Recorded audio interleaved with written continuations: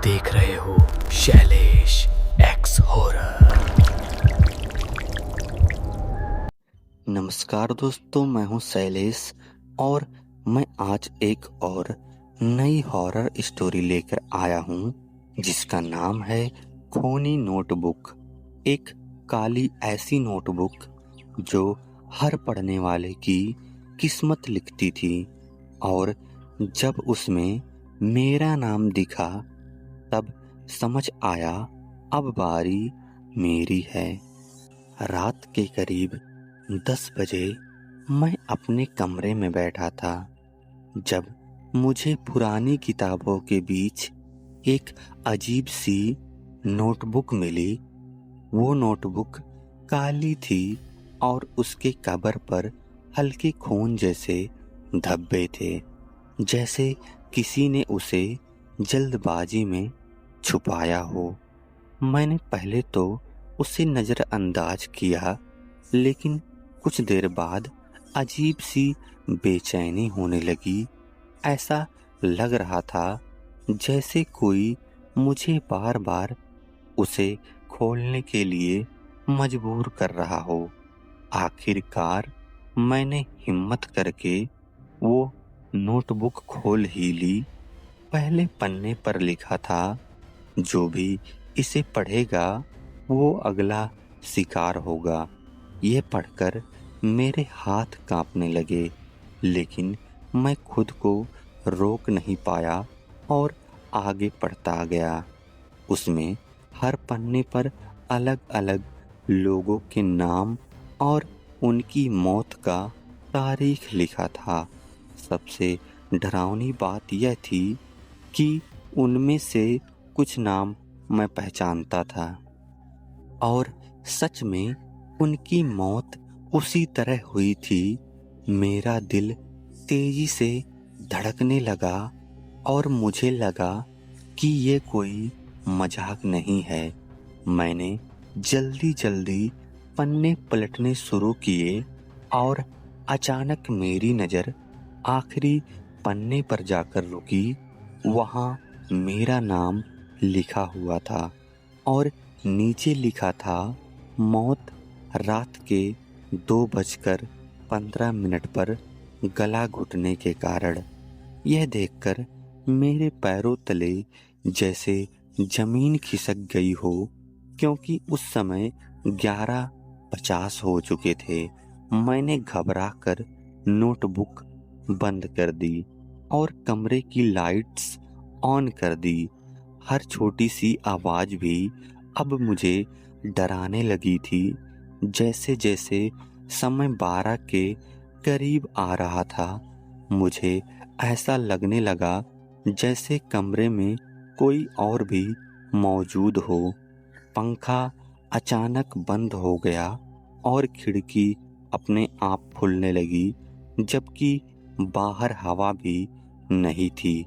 मेरे गले पर किसी के ठंडे हाथों का एहसास होने लगा, जैसे कोई मुझे पकड़ रहा हो। मैं जोर जोर से चिल्लाने लगा, लेकिन आवाज़ बाहर तक नहीं जा रही थी। ठीक 12:15 पर मैं बेहोश हो गया, लेकिन अगली सुबह जब मेरी आँख खुली तो मैं जिंदा था, पर मेरे गले पर उंगलियों के निशान जरूर थे, लेकिन मैं बच गया था।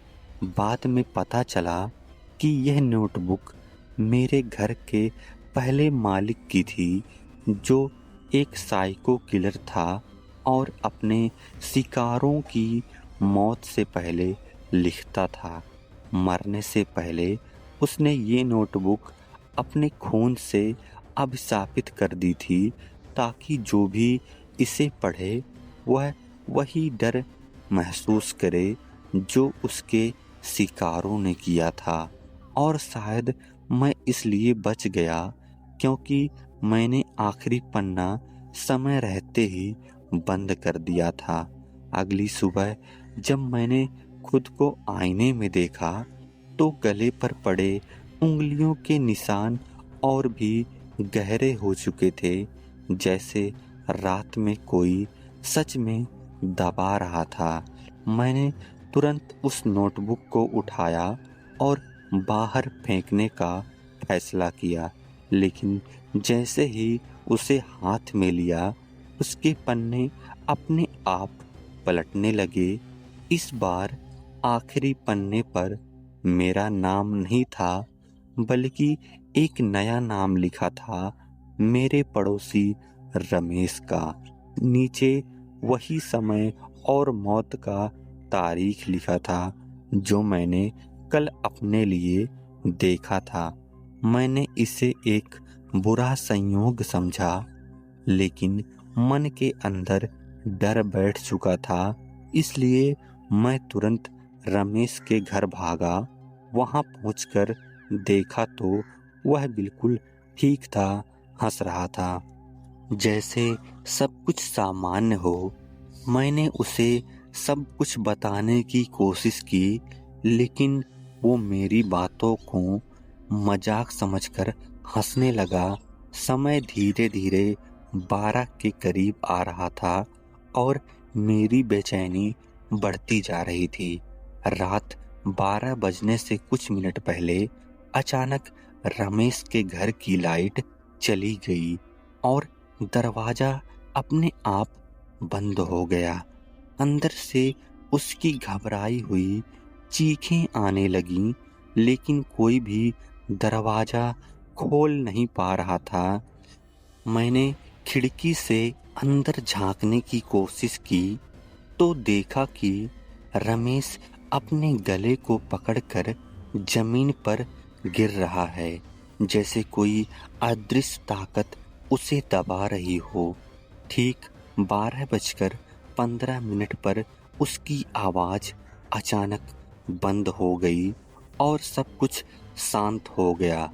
अगले दिन पुलिस आई, लेकिन उन्हें कुछ भी अजीब नहीं लगा, बस इसे एक सामान्य हार्ट अटैक बता दिया गया।